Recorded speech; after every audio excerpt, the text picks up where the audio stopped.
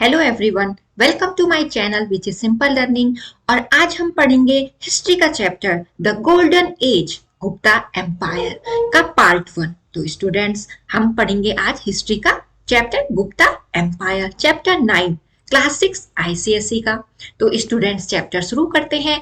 Students, अगर आपने इससे पहले जो मैंने मौर्यन एम्पायर वीडियो बनाया है इस चैप्टर पे, तो अगर आपने वो नहीं देखा है तो मैंने इस वीडियो के डिस्क्रिप्शन बॉक्स में उसका लिंक दे रखा है, आप वहां जाके देख सकते हैं वो वाला वीडियो। और आज हम पढ़ेंगे गुप्ता एम्पायर।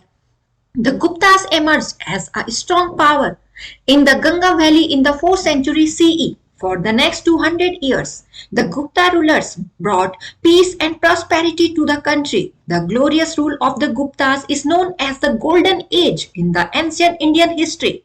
जो गुप्तास हैं स्टूडेंट्स, वो क्या है, एक बहुत स्ट्रॉन्ग पावर रही है। कहाँ? गंगा वैली में। और किस सेंचुरी में? 4th सेंचुरी सीई में।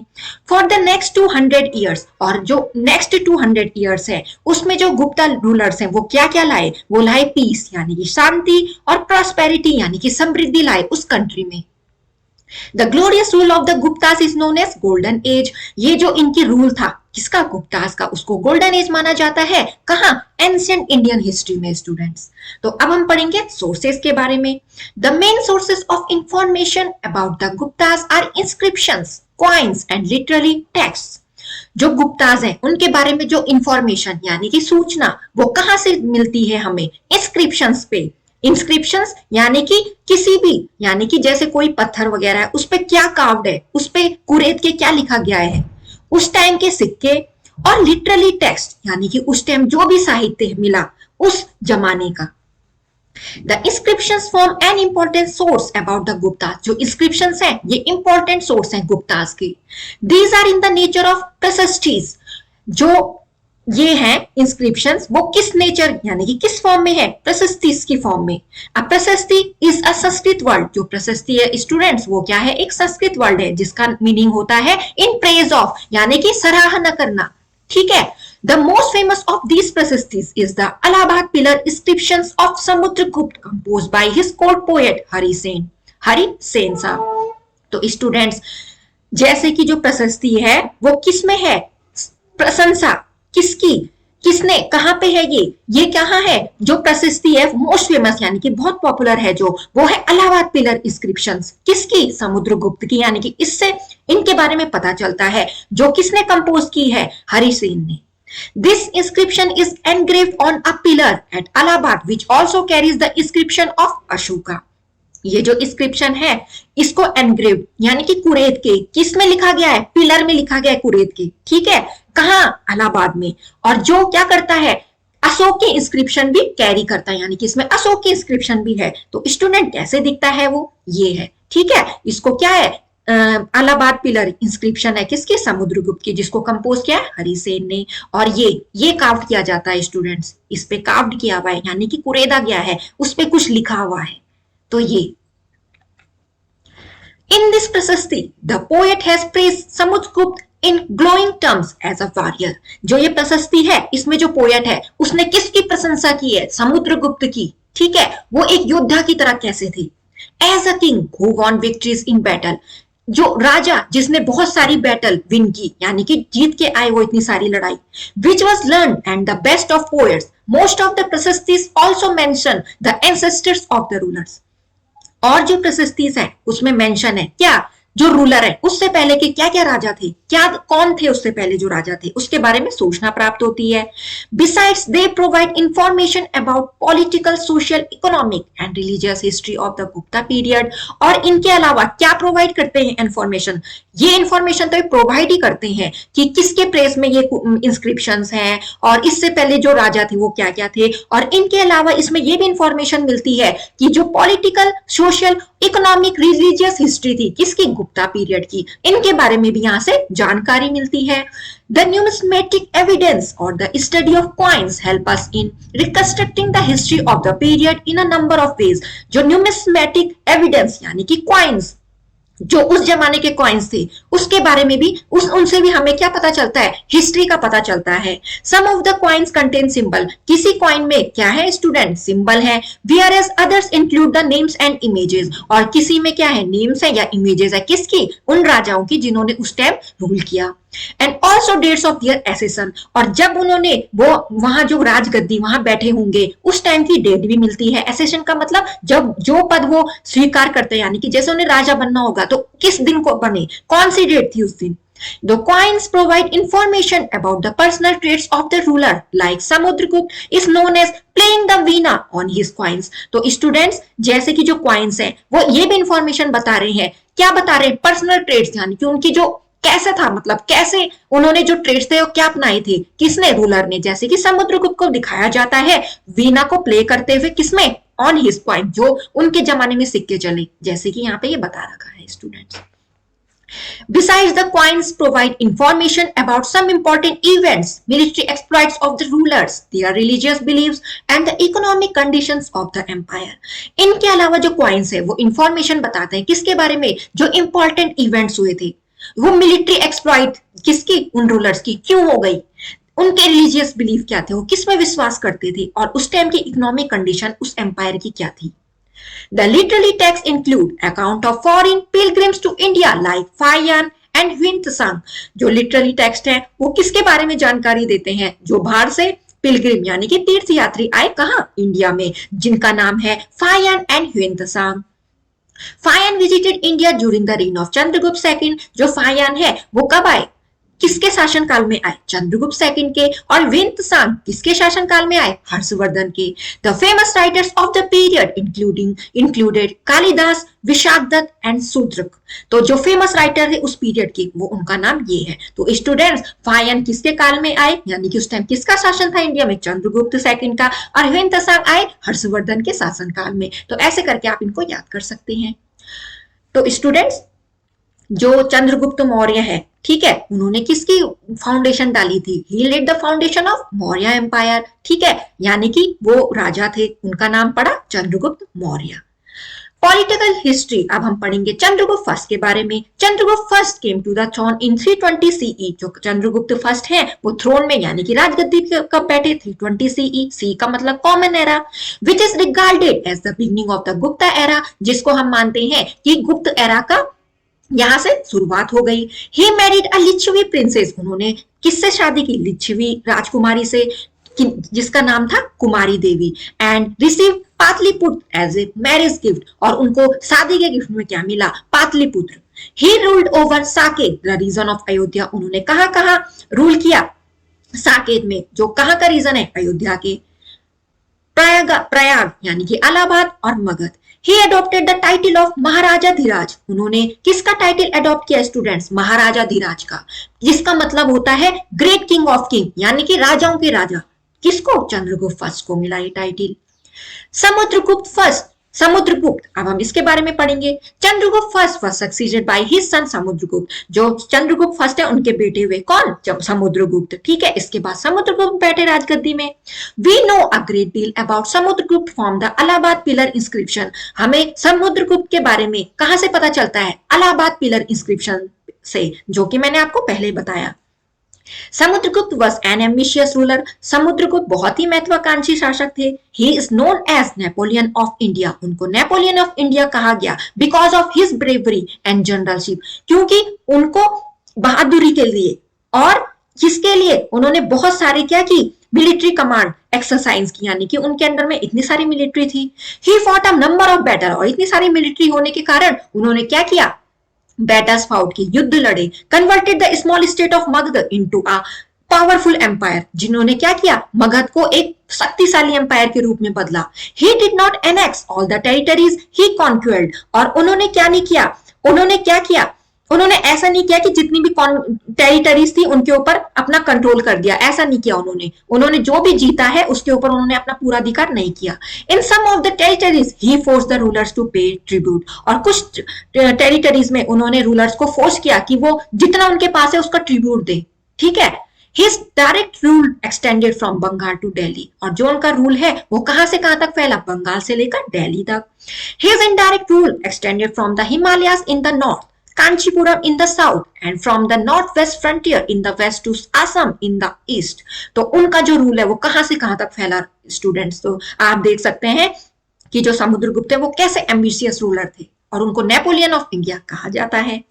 Samudragupta was an ambitious, he is known as, ये तो हमने पढ़ दिया था। इसके बाद अकॉर्डिंग टू हरिसेन, हरिसेन के अकॉर्डिंग जो समुद्रगुप्त है उन्होंने क्या किया, अश्वमेध यज्ञ किया, और हॉर्स का क्या करते थे, वहां घोड़े की क्या करते थे, सेक्रीफाइस करते थे, उसका बलिदान करते थे। Samudragupta was not only a brave warrior, वो समुद्रगुप्त केवल एक ब्रेव वॉरियर ही नहीं है, वो एक कॉन्करर नहीं है, बल्कि एक ग्रेट रूलर है, म्यूजिशियन भी है और पोएट भी थे। तो इनके अलावा उन पे इतनी सारी एबिलिटी थी, क्वालिटी थी। In one of his coins he is shown playing a वीणा, उनके किसी एक सिक्के में ये दिखाया जाता है कि वो वीणा को प्ले कर रहे हैं। He issued 8 types of coins made of gold, उन्होंने 8 प्रकार के सिक्के चलाए जो किससे बने थे, गोल्ड मेटल से बने थे। His court had many great scholars and literary persons, उनके कोर्ट में बहुत बड़े बड़े स्कॉलर्स थे और लिटरली पर्संस भी थे। Samudragupta was a follower of Brahminism and worshiped Lord Vishnu, जो समुद्रगुप्त है वो किसको फॉलो करते थे, ब्राह्मणिज्म को फॉलो करते थे और लॉर्ड विष्णु की पूजा करते थे। He had faith in Vedic sacrifices, उनका जो विश्वास था वो वैदिक sacrifices में था। But he was tolerant towards other religion, और वो और रिलीजन का भी अच्छे से रिस्पेक्ट करते थे स्टूडेंट। तो ऐसे समुद्रगुप्त हमने उनके टाइम पे जो सिक्के चलाए जाते हैं उनमें उनको ऐसे ही दिखाया गया है वीणा को प्ले करते हुए। आई होप स्टूडेंट्स आपको यहां तक समझ में आया होगा। अब हम पढ़ेंगे चंद्रगुप्त सेकंड के बारे में। इस मैप से आप गुप्ता एम्पायर के बारे में भी पढ़ सकते हैं कि उन्होंने कहां कहां रूल किया, कौन कौन से रीजन है जहां जहां उन्होंने रूल किया। Chandragupta second also known as Vikramaditya succeeded his father Samudragupta to the throne in 380 common era. Chandragupta second को किस नाम से जाना जाता है, विक्रमादित्य से, ठीक है। उन्होंने किसके बाद बैठे हो गद्दी में, समुद्रगुप्त के बाद बैठे वो कौन, चंद्रगुप्त सेकंड गद्दी में, कब, 380 सीई में। Our knowledge about him comes from the iron pillar at Mehroli in Delhi, जो हमारा नॉलेज है वो कहां से आता है, आयरन पिलर से आता है, जो कहां है स्टूडेंट, मेहरौली यानी कि दिल्ली में। जब आप दिल्ली जाओगे ना तो जरूर देखना उस आयरन पिलर को। द इंस्क्रिप्शंस एट मथुरा, और कुछ इंस्क्रिप्शन मथुरा में मिलेंगे, Sanchi, Udayagiri. His coins and the account given by Fahien the Chinese pilgrim, और जो कॉइन्स, ठीक है, जो भी उनके टाइम पे जो कॉइन्स थे उनको किसके द्वारा बताया गया, फायान, क्योंकि हमने अभी पढ़ा कि वो उनके जब उनका शासन था तो तब फायान हमारे इंडिया में आए थे, जैसे कि एज अ पिलग्रिम आए थे, ठीक है। और फायान कैसे पिलग्रिम थे, Chinese pilgrim. Chandragupta extended his empire by conquest and marriage alliances, जो चंद्रगुप्त है उन्होंने अपना साम्राज्य और ज्यादा कैसे बढ़ाया, जीत के और मैरिज अलायंस करके। He undertook a victorious campaign in western India against the Sakas, उन्होंने बहुत सारे क्या किए, विक्टोरियस कैंपेन चलाए, कहां, वेस्टर्न इंडिया में, किसके अगेंस्ट चलाए, साकास के। He conquered western Malwa and Gujarat which was under the Saka rulers for 4 centuries, और उन्होंने क्या किया, उन्होंने कहां जीता, वेस्टर्न मालवा को भी जीता और गुजरात को भी जीता, जो किसके अंडर में थे, साका रूलर्स के अंडर में। This gave him control over the western sea coast, और इससे उनके जो कंट्रोल में क्या रीजन आ गया, वेस्टर्न सी कोस्ट भी आ गया, जो किसके लिए प्रसिद्ध था, ट्रेड और कॉमर्स के लिए। Chandragupta is best known in history as a patron of art and literature, जो चंद्रगुप्त है उनको पैट्रन, किसका पैट्रन, किसके भक्त थे वो, आर्ट और लिटरेचर की। हिज कोर्ट वाज एडॉर्न्ड बाय नवरत्नास, उनका जो कोर्ट है उसको, वो अपने कोर्ट को कैसे सजाते थे, किससे, नवरत्न से, यानी कि उनके 9 जेम्स थे, 9 जेम्स का मतलब मणि, which included the famous poet, जिसमें कि इतने टाइप के क्या थे, पोएट थे वो, ठीक है, जैसे कि कालिदास और अमर सिंह, ये इनके कोर्ट में बैठते थे और यही इनके नवरत्न से, क्यों, क्योंकि चंद्रगुप्त को आर्ट और लिटरेचर का बहुत शौक था। The Chinese Pilgrim फायान visited India during his rain, और जो चाइनीज पिलग्रिम है फायान वो इन्हीं के शासनकाल में आए थे, जैसे कि हमने पहले भी पढ़ा। लेटर गुप्तास, अब लेटर गुप्तास के बारे में पढ़ेंगे कि बाद के गुप्तास कौन कौन थे, उनका नाम क्या था। Chandragupta second was succeeded by his son Kumaragupta, जो चंद्रगुप्त सेकंड है अब उनको किसने सक्सीड किया, यानी कि उनके बाद कौन बैठे गद्दी पे, कुमारगुप्त, वो भी क्या थे, बहुत शक्तिशाली राजा थे, और उसके बाद उनको फॉलो किया किसने, उनके सन ने, जो कुमारगुप्त के सन कौन हुए, Skandagupta. The invasion of the Huns, उसके बाद हुन्स का आक्रमण हो गया मुखिया is the most important event of Skanda Guptas rule. और उस टाइम ये एक इंपॉर्टेंट इवेंट हो गया, किसके टाइम पे? स्कंद गुप्त के टाइम पे। जो हुन्स थे वो क्या थे? नोबेटिक ट्राइब्समैन थे। कहां से आए हुए थे? सेंट्रल एशिया से। स्कंदगुप्त डिफीटेड द हुन्स, और स्कंदगुप्त ने हुन्स को क्या कर दिया? पराजित यानी कि हरा दिया। और चेक्ड देयर फर्दर एडवांस, और उनको देखा कि और कुछ भी है। After Skandagupta there followed a number of weak kings, और स्कंदगुप्त के बाद बहुत सारे कमजोर राजा आए। The continued attack of the Huns, उसके बाद हुन्स का कंटिन्यूड अटैक होने लगा। तो विक्रमादित्य स्टूडेंट्स ये है the legend of a king of the Gupta dynasty. तो स्टूडेंट्स उसके बाद जो हुन्स है, ठीक है, उनका क्या होने लग गया? कंटिन्यूड अटैक होने लग गया, और उन्होंने गुप्ता एम्पायर को कमजोर बना दिया, और finally led to its collapse in, उसके बाद क्या हो गया? इसका कोलैप्स हो गया। कब? 540 सीई में। The golden age, the Gupta period is described as the golden age of Indian culture. हमने जैसे पढ़ा है, जो गुप्ता एम्पायर है, गुप्ता पीरियड है, उसको कैसे वर्णन किया जाता है? उसका गोल्डन एज है वो इंडियन कल्चर की, because of the high level of civilization, क्योंकि उस टाइम बहुत ज्यादा हाई लेवल पे सिविलाइजेशन हुआ, ठीक है, और कल्चर हुआ उस टाइम पे। This is seen in their efficient administration, और ये हमें ये देखा जाता है उस टाइम की एडमिनिस्ट्रेशन पे, जो भी उस टाइम प्रशासन था। इकोनॉमिक प्रॉस्पेरिटी भी थी, literature, arts, architecture and scientific progress भी हुई स्टूडेंट्स। कब? जो गोल्डन एज है। Administration, the king was the head of the administration, जो किंग है वो हेड थे किसके? प्रशासन के। The Gupta rulers adopted pompous titles like Parameshwara, Maharajadhiraja and Parama Bhattaraka. They were looked upon as gods, they ruled according to the law given in the Dharmashastras. The king was assisted by a council of minister और मंत्री परिषद। The most important ministers were the कुमारामात्यास। जो king है वो क्या है? Administration के head थे, और जो गुप्ता रूलर्स है उन्होंने बहुत अलग अलग टाइटल अडॉप्ट किए, ठीक है, जैसे कि परमेश्वर, महाराजाधिराज और परम भट्टरका।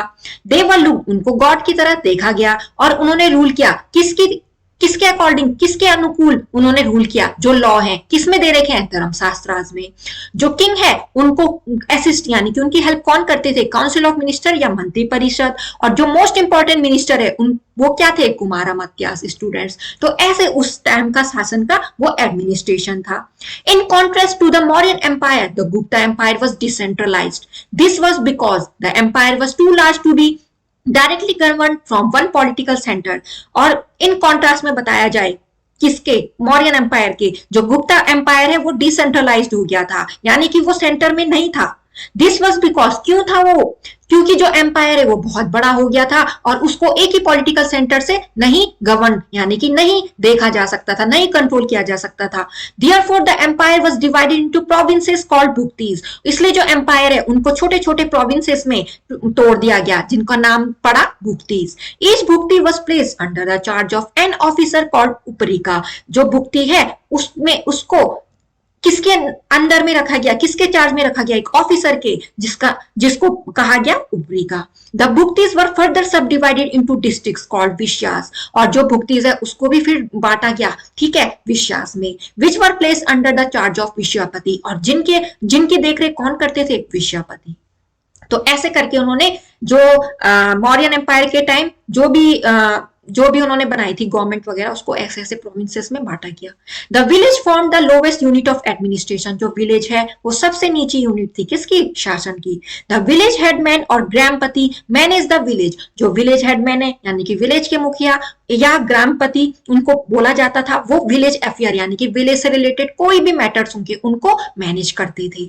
The far flung areas were ruled by feudatory chiefs who used to pay tribute to the Gupta kings. जो फार फ्लंग यानी कि दूर के एरियाज थे उनको फ्यूजिटरी चीफ्स हैंडल करते थे, ठीक है, और वो क्या करते थे? ट्रिब्यूट देते थे किसको? गुप्ता किंग को।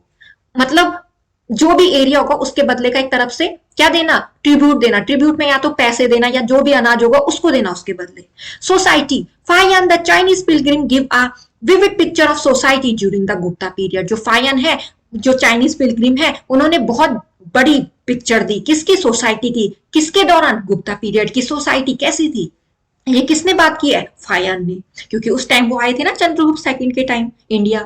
According to him the people during the Gupta period were quite happy. और उनके अनुसार जो पीपुल है गुप्ता पीरियड के वो खुश थे और समृद्ध भी थे। There was no fear of robbery और थेफ्ट। वहां कोई भी ऐसा डर नहीं था किसका? चोरी का। The laws too were mild. और लॉज ज्यादा स्ट्रिक्ट नहीं थे, माइल्ड थे, यानी कि बहुत हार्श नहीं थे, बहुत हार्श पनिशमेंट नहीं दिया जाता था। The caste system during this period had become quite rigid, और जो कास्ट सिस्टम है वो थोड़ा बहुत रिजिड था। Beside the four main caste a number of sub caste appear during this time, और फोर मेन कास्ट भी थे और बहुत सारी सबकास्ट भी अपीयर्ड हुई उस टाइम पे। The supremacy of the Brahmins continued, और जैसे कि जो ब्राह्मण से वो अपने को सुपर मानते थे, वो उस टाइम भी था, उस पीरियड में भी था कि जहां ब्राह्मण्स अपने को सबसे ऊपर मानते थे। Because of numerous land grants, क्यों? क्योंकि उनको बहुत सारा भूमि दी गई। The position of some of the backward classes improve in this period, और इसमें जो बैकवर्ड क्लासेस हैं, इस पीरियड में जो बैकवर्ड क्लासेस थी उनकी कंडीशन थोड़ा बहुत सुधार हुआ उनकी कंडीशन में। They were represented as agriculturist instead of servants, और उनको कैसा रिप्रेजेंट किया गया? एग्रीकल्चरिस्ट रिप्रेजेंट किया गया, बजाय किसके? सर्वेंट, यानी कि नौकर होने के बजाय और स्लेव होने के बजाय, जैसे कि पहले के पीरियड में होता था। जो बैकवर्ड क्लासेस थे स्टूडेंट्स, उनको क्या किया जाता था? स्लेव बनाए दिया जाता था, उनको कहा जाता था तुम मेरे अंडर में काम करोगे, और उनको कोई भी पोजीशन नहीं दी जाती थी। The position of women deteriorated as a number of restrictions were imposed on them. They were not encouraged to receive education, were married off at an early age. जो women की पोजीशन है, ठीक है, वो क्या है? नंबर ऑफ रिस्ट्रिक्शन की वजह से क्या होती रही? कम होती गई, ठीक है, क्योंकि उनपे बहुत सारे पाबंद लगाए गए। They were not encourage to receive education, उनको एनकरेज नहीं किया गया, किसके लिए? एजुकेशन लेने के लिए, यानी कि उनको एजुकेशन नहीं दी जाती थी, और उनकी बहुत जल्दी उम्र में शादी हो जाती थी। Practice of child marriage and Sati was also known during this period, और इस टाइम पे बच्चों, जो बाल विवाह बोलते हैं ना, जैसे बच्चों की शादी करवा देते हैं, उनकी एज फिक्स होने से पहले ही उनकी शादी करा दी जाती है, यानी कि जब वो छोटे रहते हैं। और सती प्रथा, जिसमें कि जो वुमेन है उसको क्या होना पड़ता था? उसको जलती आग में क्या होना? मरना पड़ता था। तो उस टाइम ये प्रथा होती थी, इस पीरियड में भी ये बंद नहीं हुई थी इस पीरियड में भी ये प्रथाएं। Economy, agriculture was the main occupation of the people, जो एग्रीकल्चर है वो मेन ऑक्यूपेशन था, किसका? लोगों का। And contributed most to the revenue, और जो भी उसमें से होता था वो उसको रेवेन्यू में ही दे पाते थे, यानी कि tax. There was a flourishing internal and external trade, और इंटरनल एक्सटर्नल ट्रेड हुआ खूब। लार्ज शिप वर बिल्ड, बहुत बड़े बड़े शिप बनाए गए। And many more ship sail to the port, और बहुत सारे जो शिप है उनको कहां सेल किया गया? पोर्ट में, यानी कि जहां बंदरगाह होते थे, कहां? Along the east and the west coast. From तमरीपति, a port on the east coast, trade was carried out with countries of Southeast Asia, और यहां से यानी कि तमरीपति एक पोर्ट है, ठीक है, ईस्ट कोस्ट की तरफ, वहां ट्रेड कैरी किया जाता था, और किस कंट्री के साथ? साउथ ईस्ट एशिया के साथ। Broach, Kalyan and Sopara were the main port on the west coast, और इन पोर्ट्स के नाम है, ये मेन पोर्ट है वेस्ट कोस्ट के। From where ships used to sail, जहां की जो शिप है वो सेल करते थे किस कंट्री को? साउथ ईस्ट एशियन कंट्रीज को, जो भी वहां एग्रीकल्चर में होता था, जो लोग बोते थे और जो होता था उसको सप्लाई किया जाता था उस कंट्रीज में। तो ऐसे करके इस टाइम पे ये इकोनॉमी थी। रिलीजियस लाइफ कैसी थी इनके टाइम पे? The Gupta Kings were the followers of Vishnu, जैसे कि जो गुप्ता किंग है वो विष्णु भगवान के फॉलोवर थे, मानते थे उन्हें। दे पैट्रोनाइज्ड वैष्णविज्म, और वो किसके भक्त थे? वैष्णविज्म के। Vaishnavism temples were constructed to worship the various Hindu deities, और टेम्पल भी बनाए गए ताकि जो हिंदू लोग वो अपने देवताओं को पूज सकें। A lot of importance was given to the worship of avatars और इनकारनेशंस ऑफ विष्णु, और सबसे ज्यादा इंपॉर्टेंस किसको दी गई? किस भगवान को? उनके अवतार हैं जो अलग अलग, ठीक है, विष्णु जी के अवतार हैं जो अलग अलग। द कॉन्सेप्ट ऑफ भक्ति और selfless devotion to God became popular during this period, जो भक्ति का कॉन्सेप्ट है और सेल्फलेस डिवोशन किसके प्रति? भगवान के प्रति, वो बहुत प्रसिद्ध हो गई थी इस पीरियड में। Since this form of worship was simple, inexpensive and based on the faith and love of the devotee, it attracted a large number of followers, और ये जो फॉर्म थी वर्शिप की वो सिंपल थी, इनएक्सपेंसिव यानी कि इसमें ज्यादा खर्चा नहीं होता था, बेस्ड ऑन द फेथ यानी कि जो विश्वास पे थी, जो लव पे थी, किसके? डिवोटी यानी कि भक्तों के। तो इसने बहुत सारे फॉलोवर्स को क्या क्या अट्रैक्ट किया। The Gupta Kings were tolerant towards Buddhist and Jainism, जैसे कि जो गुप्ता किंग्स हैं वो किसके प्रति ज्यादा पैट्रोनाइज यानी कि उनकी भक्ति किसके प्रति थी? वैष्णविज्म के प्रति थी उनकी ज्यादा भक्ति, पर वो बुद्धिज्म और जैनिज्म को भी मानते थे, ऐसा नहीं है कि उन्होंने उसको अपोज किया, उसको भी मानते थे। ठीक है स्टूडेंट्स, तो स्टूडेंट्स आज का ये जो हिस्ट्री का चैप्टर है आई होप आपको अच्छे से समझ में आया होगा। तो यह था गुप्ता रूलर्स के बारे में, और रिमेनिंग का चैप्टर हम पार्ट 2 में करेंगे। तो आई होप स्टूडेंट्स आपको जो भी मैं वीडियोस बनाती हूँ समझ में आते होंगे, और मेरे चैनल्स को सब्सक्राइब जरूर किया कीजिए जो नए सब्सक्राइबर हैं, और जो बच्चे हैं वो अपने भी स्टूडेंट्स यानी कि अपने जो फ्रेंड्स हैं और जो टीचर्स या जो भी और लोग हैं वो औरों को भी शेयर किए ताकि वो भी देख सके जिनका ये आईसीएसई कोर्स है। तो students thanks for watching my videos और मेरे चैनल को सब्सक्राइब जरूर कीजिए, लाइक करना ना भूलिए और शेयर जरूर कीजिए वीडियो को। Do like, subscribe and share my videos.